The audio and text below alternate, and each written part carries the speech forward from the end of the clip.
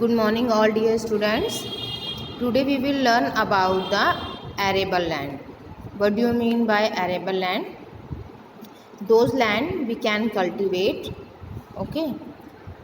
तो कल की क्लास में हमने रीड किया था लैंड रिसोर्सेज के बारे में कि हमारे बाकी रिसोर्सेज में जो लैंड रिसोर्सेज है वो सबसे इम्पोर्टेंट है कि हमारी जो भी एक्टिविटीज़ होती हैं, चाहे वो ह्यूमन बींग्स की हैं या फिर एनिमल्स की हैं, तो वो सब इसी लैंड पर होती हैं। अब हम देखते हैं कि हमारे देश में कि जो एबिलिटी ऑफ एरेबल लैंड है, यानी कि वो ज़मीन जिस पर हम खेती करते हैं, यानी जो खेती के योग्य होते हैं, फसल उगाने के योग्य, जिसे हम फर्टाइल लैंड बोलते हैं, वो कैसी है। तो India is well endowed with cultivable land which has long been a key factor in the country's socio economic development. अब भारत क्या है कि कल्टिवेटेड लैंड यानी कृषि योग्य भूमि में बहुत धनी है, संपन्न है। एंडोर्ड मतलब संपन्न है, और ये एक फैक्टर है हमारी सोशियो इकोनॉमिक डेवलपमेंट का, यानी कि सामाजिक आर्थिक विकास का एक आधार है। In term of area India rank 7th in the world, while in term of population it's rank 2nd। आप सबको ही पता है कि हमारे जो पॉपुलेशन वाइज जो रैंक है हमारी कंट्री की वो 2nd है, यानी नंबर 1 पर चाइना आता है और न हमारा जो रैंक है वो 2nd पर आता है पॉपुलेशन में। लेकिन अगर एरिया वाइज देखते हैं तो हमारा जो कौन सी रैंक आती है, 7th रैंक आती है वर्ल्ड में, यानी एरिया वाइज 7th है और पॉपुलेशन वाइज 2nd है। Arable land includes net sown area current fallow. Arable land वो है जिस पर कि हम अपनी ज़मीन बो सकते हैं, यानी हमारे प्रेजेंट में हमारे पास कितनी लैंड अवेलेबल है। Other fallow and land under tree crops, कि बाकी जो लैंड है वो हमारे ट्री क्रॉप्स में आती है। Arable land covers A total area of 167 million hectares which is 51% of the total area of the country. ये हमने देख लिया है कि पॉपुलेशन वाइज 2nd रैंक है और एरिया वाइज 7th रैंक है। तो हमारे जो टोटल एरेबल लैंड है, यानी कि जिस पर हम खेती कर सकते हैं, वो 167 मिलियन हेक्टेयर है, जो कि टोटल एरिया का 51% होता है। However, the arable land man ratio is not as favorable as in many other countries like Australia, Canada, Argentina, the USA, Chile, Denmark and Mexico। अब रेशियो वाइज क्या है, जो एरेबल लैंड अलग अलग है, यानी कि अलग अलग देशों में एरेबल लैंड का जो रेशियो है वो डिफरेंट है, जैसे ऑस्ट्रेलिया में अलग है, कनाडा में अलग है, अर्जेंटीना में अलग है। Conversely the land man ratio is more favourable in India than Japan. तो जो लैंड मैन रेशियो है वो इंडिया में ज़्यादा है than Japan, Netherland, Egypt, United Kingdom, Israel and China. इनके अकॉर्डिंग जो मैन फेवरेबल लैंड है, मैन वो इंडिया में ज़्यादा, यानी कि हम कह सकते हैं कि कृषि योग्य भूमि जिस पर कि मैन कल्टीवेट कर सकता है वो इंडिया में ज़्यादा है। What is a land man ratio. अब क्वेश्चन ये अराइज होता है कि लैंड मैन रेशियो क्या होता है। Land man ratio is defined as the ratio between the habitable area and the total population of a country. तो लैंड मैन रेशियो को हम डिफाइन कर सकते हैं किस किस के बीच में रेशियो होना चाहिए। हैबिटेट एरिया, हैबिटेबल एरिया यानी कि जहाँ पर मनुष्य रहता है, और टोटल पॉपुलेशन ऑफ कंट्री, और उस देश की जो टोटल जो पॉपुलेशन है वो, उनके बीच का जो रेशियो होता है उसे हम लैंड मैन रेशियो कहते हैं। अब हमारे इंडिया में बहुत सारे फिज़िकल फीचर्स भी हैं। Physical feature in India are diverse and complex. अब जैसे फिज़िकल फीचर्स, जैसे मैंने आपको बताया था, जो डिफरेंट लैंड फॉर्म्स होती हैं, जैसे माउंटेन हैं, वैलीज़ हैं, प्लेन्स हैं, है ना, तो ये इन सबको हम लैंड फॉर्म्स बोलते हैं। तो यही फिज़िकल फीचर हम यहाँ पर हैं, जैसे mountain, hills, plateau, plains which produce varied human response to the use of land resources. तो इस तरह से हम देखते हैं कि बहुत सारे जो हमारे फिज़िकल फीचर्स हैं, इसके लिए क्या है, मैन रिस्पॉन्सिबल है। किसके लिए, कि लैंड रिसोर्सेज का जो मैन है वो कैसे यूज़ करता है। About 30% of India surface area is covered by hill and mountain.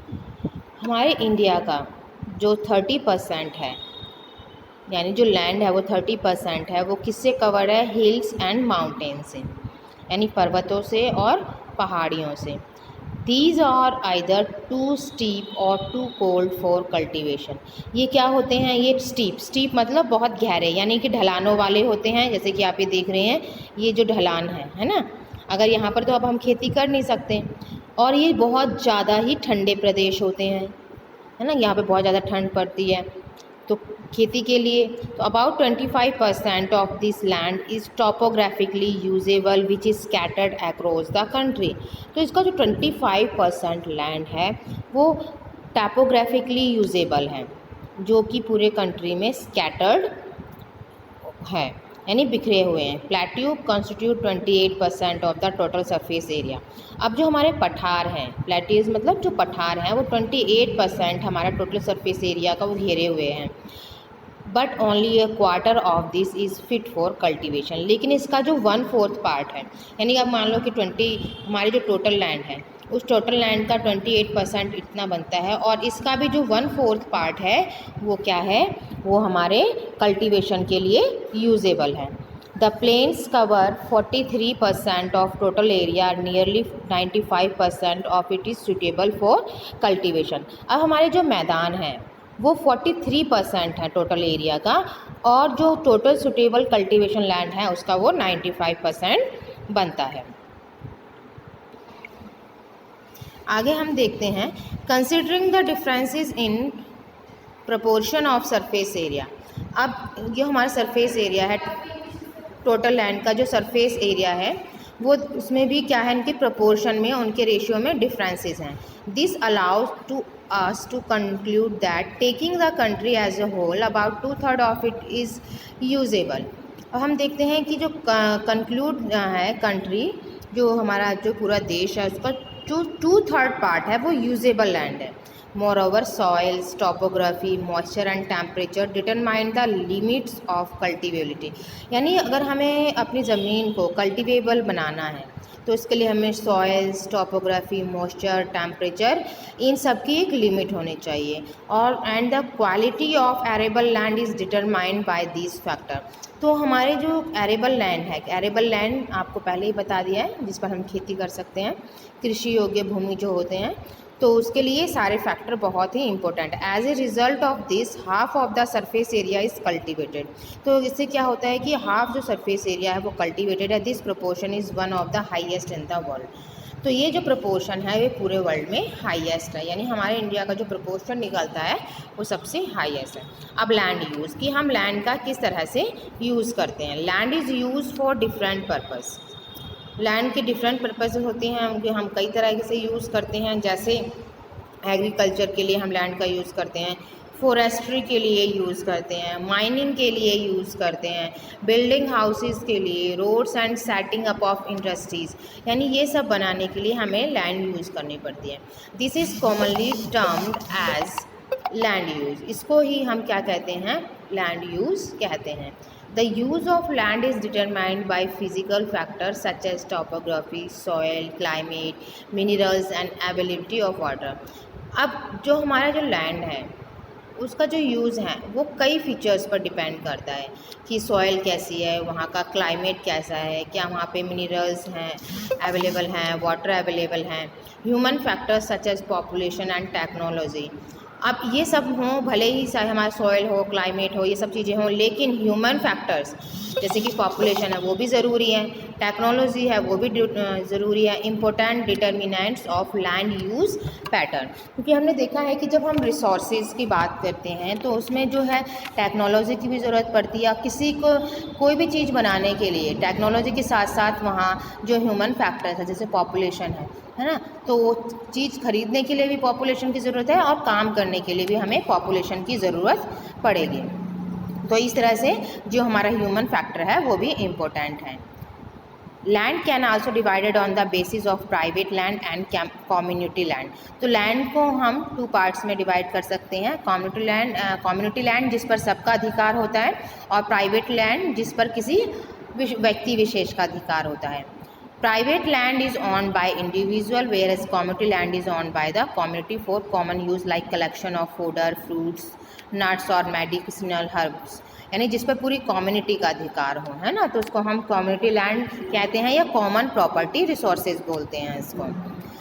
दाज land use is a dynamic process, जो लैंड है उसको डायनामिक प्रोसेस है कि ये जो प्रोसेस चलता रहता है, it change over time due number of factor, और ये क्या है कि समय समय पर ये फैक्टर्स चेंज होते हैं, जैसे कि मान लो पॉपुलेशन इंक्रीज़ हो गई, क्रॉपिंग सिस्टम में हमने चेंजेस कर दिए, तो अगर हमने अपने क्रॉपिंग सिस्टम में चेंज किए हैं तो इसका मतलब है कि हम जो लैंड यूज़ कर रहे हैं उसका हमने मेथड चेंज कर दिया है। As the various sector of the economy development there may be shift in the pattern of land use. तो इकोनॉमी के जो हम वेरियस सेक्टर्स होते हैं कि उसमें भी हम जो लैंड पैटर्न है उसको भी शिफ्ट करते हैं यानी चेंज करते हैं। However the bulk of land countries to be used for raising crops with unabated population growth, the pressure of population on arable land is bound to grow. Indeed, should be matter of great national concern. तो various sector economy में हम क्या करते हैं, land का कई तरह से यूज़ करते हैं, है ना, और जैसे जैसे पॉपुलेशन ग्रो होती है तो उसमें भी हम क्या करते हैं, चेंजेस लाते हैं। तो इस तरह से ये हमारे देश के लिए एक बहुत ही चिंताजनक विषय है। तो बाकी हम नेक्स्ट क्लास में पढ़ेंगे। Goodbye everyone.